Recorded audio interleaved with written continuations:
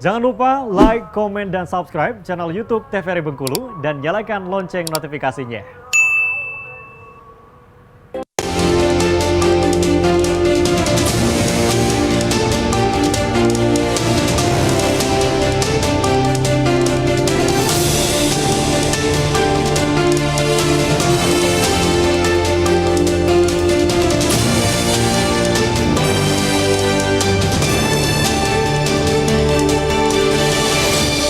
Baik pemirsa, masih kembali di Berdua TVRI Bengkulu untuk sore hari ini masih bersama saya Heru Fahmi dan juga narasumber kita di kesempatan kali ini dengan tema pemilu damai. Yang pertama ada Bapak ataupun juga Bang Anggi Stephenson selaku Komisioner KPU Kota Bengkulu dan juga ada Bang Ahmad Maskuri selaku Komisioner Bawaslu Kota Bengkulu. Kita akan berbincang lagi bersama dengan dua orang narasumber kita di sore hari ini. Nah untuk 2024 ini ada deklarasi pemilu damai nggak sih Bang dari Bang Anggi sendiri atau dari KPU? Iya, ada ya. Ada ya? Ada. Oke. Kita sudah, seperti apa untuk deklarasi pemilu damai 2024? Secara teknis kita sudah berkoordinasi ya dengan sektor-sektor yang ada di Kota Bengkulu, tetapi sesuai dengan petunjuk yang kami terima dari KPU Republik Indonesia, kita harus melaksanakannya secara berurutan. Yang pertama harus dimulai dulu oleh KPU Republik Indonesia, setelah itu akan dilaksanakan pemilu damai di kelas tingkat Provinsi Bengkulu. Baru setelah itu di tingkat kota kabupaten bisa melaksanakan deklarasi pemilu damai. Biasanya isinya apa tuh? Yang pertama kita semacam apel siaga Mas Fahmi ya. Kita diingatkan kembali pemilu sudah dekat, kita setiap sektornya harus melaksanakan tugas dan menyiapkan masing-masing, baik itu penyelenggara pemilu, baik itu Pemda ya, maupun dengan peserta-peserta pemilu, biasanya seperti itu. Oh jadi gitu untuk deklarasi dari pemilu damai sendiri, tapi belum dilaksanakan, akan dilaksanakan seperti itu? Kita masih menunggu petunjuk untuk dilaksanakan ya, secepatnya. Baik. Nah saat ini kita akan berbincang mungkin dengan Bang Anggi, mungkin balik lagi dan flashback lagi tentunya mengenai cara menciptakan pemilu damai ini sendiri itu seperti apa? Yang harus kita mungkin dari masyarakatnya, dari calegnya sendiri, atau dari Bawaslu dan juga KPU? Kalau menciptakan pemilu damai itu sebenarnya simple. Bagaimana kita memberikan pencerdasan kepada masyarakat terkait dengan isu-isu yang berkembang. Kemudian perdebatan-perdebatan panjang yang tidak saling menjelekkan. Silahkan kita berdebat.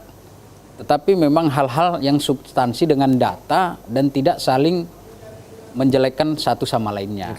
Nah kemudian kita mempunyai tanggung jawab yang sama. Artinya orang-orang yang bertanding ini kan orang-orang yang mempunyai kompetensi sesuai dengan kemampuan masing-masing. Silakan masing-masing menyampaikan pesan-pesan damai.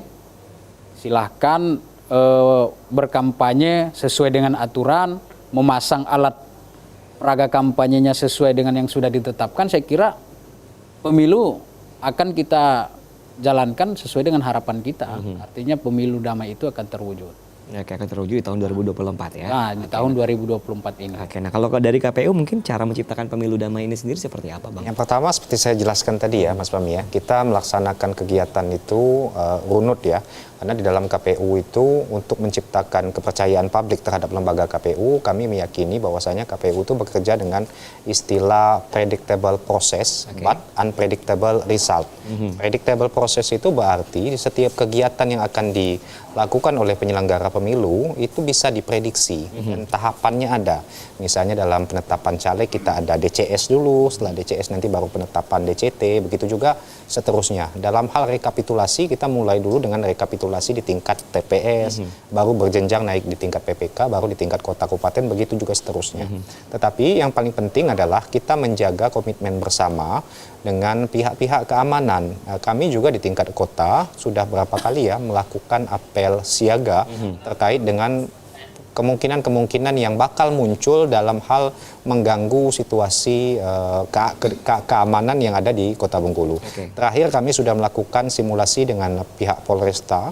Pada apel simulasi itu dilaksanakan sampai dengan ketika memang dimungkinkan hal-hal yang terkecil sampai terbesar yang keluar, maka sudah diantisipasi oleh pihak keamanan. Keamanan, Iya, ya. betul. Oke. Yang mungkin bisa dijelaskan mungkin yang terkecil apa, yang terbesar apa? Mungkin? Ya, mulai dari terkecil misalnya ada semacam stabilitas isu ya, mulai dari isu-isu seolah-olah seperti 2019 kemarin dijargonkan KPU atau penyelenggara itu tidak jurdil, lalu kemudian ada informasi-informasi yang menyerang atau saling mengadu domba kepada masyarakat kita, dan isu yang paling besar misalnya kemarin waktu apel siaga dilaksanakan semacam demonstrasi yang besar-besaran sampai ditampilkan di depan kami kemarin bakal keluar semacam bahaya bom ya kayak gitu ya dilaksanakan.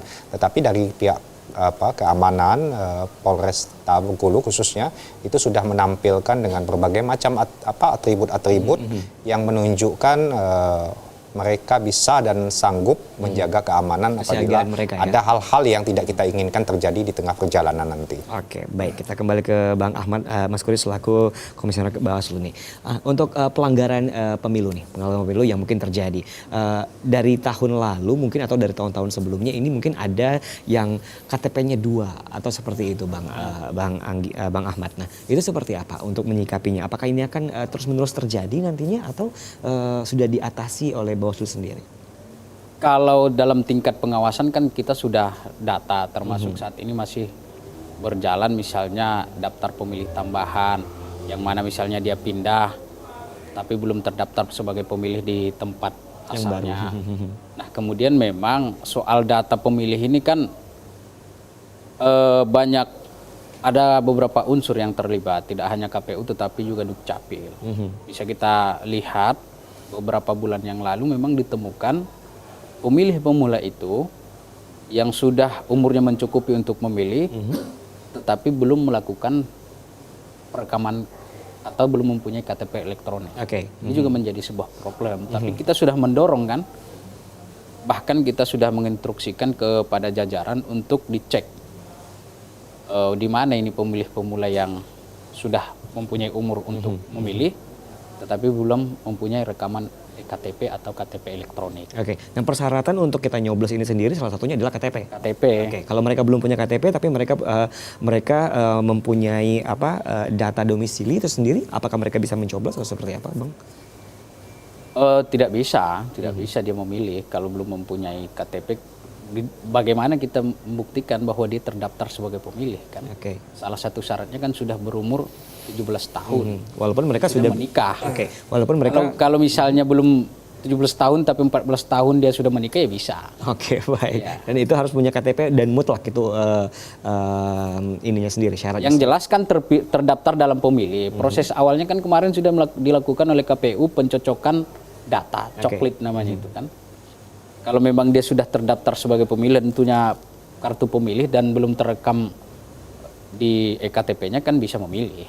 Bisa memilih. Nah, kalau dari KPU sendiri menyingkapinya seperti apa nih? Yang pertama memang kita syarat untuk memilih ya, yang itu betul tadi disampaikan tadi 17 tahun ya, atau di bawah 17 tahun dia sudah kawin ya, dibuktikan dengan dokumen yang dikeluarkan.